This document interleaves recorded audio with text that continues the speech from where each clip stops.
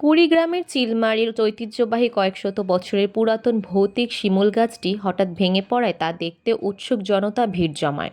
গাছটি জীবিত থাকতে প্রতিদিন যেমন বিভিন্ন প্রান্ত থেকে উৎসুক মানুষ আসতেন, ভেঙে পড়েও তেমনি অনেক দেখতে আসছেন বলে এলাকাবাসী জানায়।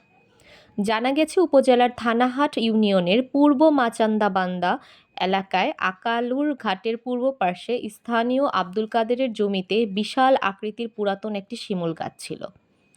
প্রতিদিন গাছটি দেখতে দূর দূরান্ত থেকে অনেকে আসলেও কেউ জানতেন না এটির বয়স কত। দীর্ঘদিন ধরে এই এলাকার ঐতিহ্য বহন করে আসছে কালের সাক্ষী শতবর্ষী শিমুল গাছটি। এই গাছকে ঘিরে অনেক ভৌতিক গল্পের প্রকাশ ছিল এলাকা জুড়ে। সোমবার দুপুরে হঠাৎ বিকট শব্দে গাছটি ভেঙে মাটিতে পড়লে মুহূর্তেই চারদিক থেকে শত শত মানুষ এটি দেখতে ছুটে আসেন।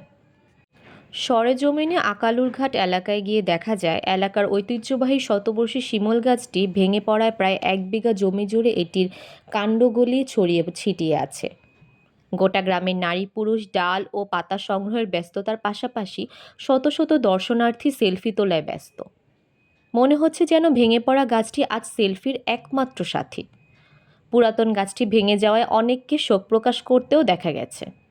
এ সময় স্থানীয় আমিনুল ইসলাম বীর, আব্দুল কাদের সহ অনেকে জানান, আমার ছোটবেলা থেকে গাছটিকে এরকমই দেখে আসছি।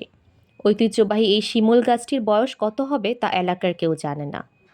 আমাদের দাদার নিকট জানতে চেয়েছিলাম গাছটির বয়স কত। তিনি বলেছেন, আমি ছোটবেলা থেকেই এমনই দেখছি। আমাদের দাদারা তার দাদার নিকট থেকে একই উত্তর পেয়েছিলেন বলে জানান তারা। তবে এলাকার অনেক প্রবীণ ব্যক্তি ধারণা করেছেন গাছটির বয়স 300 বছরেরও কম হবে না।